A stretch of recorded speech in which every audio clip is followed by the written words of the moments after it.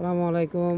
Arafat Rahman cocoa স্মৃতি cricket tournament 2024 ইংরেজি season 1। সম্মানিত ভিউয়ার্স, আজকের ভিডিওটিও উক্ত টুর্নামেন্টের উপলক্ষে। তো এই ক্রিকেট খেলার যে গেটটি দরকার ছিল এবং যে গেটটি গত ভিডিওতে আপনারা শুনেছিলেন, তার আজকের গেটের কাজ চলতেছে, সেটা আমি আপনাদের দেখাচ্ছি। এখন চলুন খেলার মাঠে গিয়ে আমি আপনাদের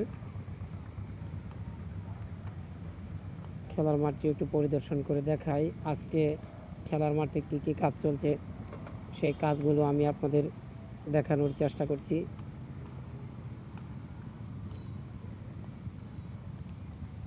আপনারা উক্ত টুর্নামেন্টে যে কোনো জায়গা থেকে খেলোয়াড় এনে খেলতে পারেন এবং সবাই এখানে অংশগ্রহণ করতে পারেন, লিগ রাখতে পারেন, দল রাখতে পারেন। আমি আপনাদের চেষ্টা করব এই খেলা চলাকালীন অবস্থায় প্রত্যেকটি ভিডিও যেন আমি আপনাদের দেখাতে পারি।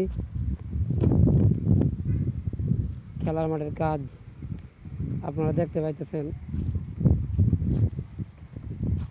ক্রিজের কাজ চলছে। এই হচ্ছে 3জন কর্মী নিয়ে ক্রিজের কাজ পরিচালনা হচ্ছে। আজকে হচ্ছে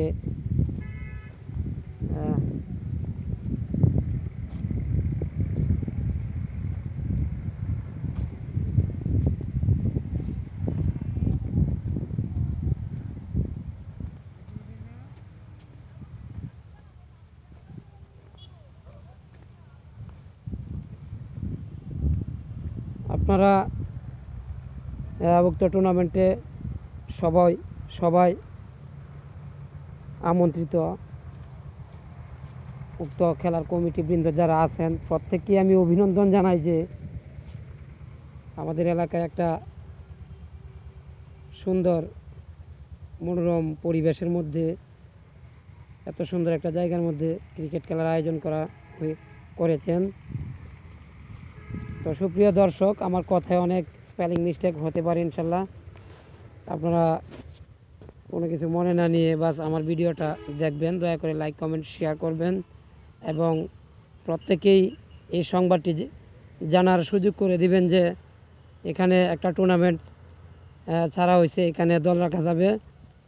আর এটি হচ্ছে 1400 ঈদগাহ মাঠের পাশেই, উত্তর পাশেই, কিন্তু বিশ্ব রোডের সাইডেই।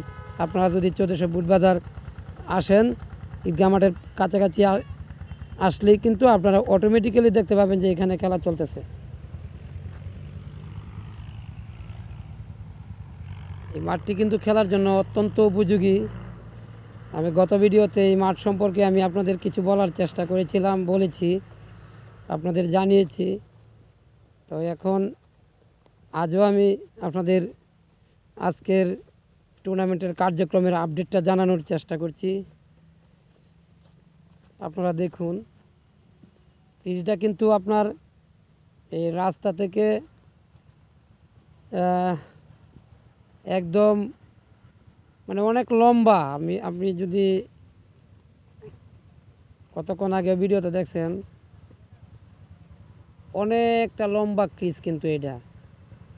আপনি এখানে বল করে স্বাচ্ছন্দ্য বুক করবেন, ব্যাটিং করে স্বাচ্ছন্দ্য বুক করবেন, যারা ফিল্ডিং করবেন তারাও কিন্তু স্বাচ্ছন্দ্য বুক করবেন। কারণ গত বছরের তুলনায় কিন্তু ক্ষেতের যে পরিস্থিতি, অনেক বড় বড় গর্ত ছিল, এবছর কিন্তু বড় বড় গর্ত নেই। আপনারা দেখুন, বড় বড় গর্ত নেই, একদম সমান মাঠ। ক্যাচ পরে অনায়াসে একটা খেলোয়াড় একটা ফিল্ডিং বলকে কন্ট্রোল করার জন্য সে স্বাধীনতার সাথে দৌড়াতে পারবে। আর এই লাইনগুলো দেখতে পাচ্ছেন, এই লাইনগুলো একটা ব্যবস্থা করার সিদ্ধান্ত কমিটি নিয়েছেন। এই লালগুলো কিন্তু কেটে দেওয়া হবে ইনশাল্লাহ। তারা এই সিদ্ধান্ত নিয়েছেন, মাঠের ভিতরে কোনো লাইল থাকবে না, আপনারা যেন সুন্দরভাবে খেলাধুলা করতে পারেন সেই পরিবেশ তৈরি করাই হচ্ছে কমিটির লক্ষ্য। এই ছিল আজকের আপডেট। আসসালামু আলাইকুম।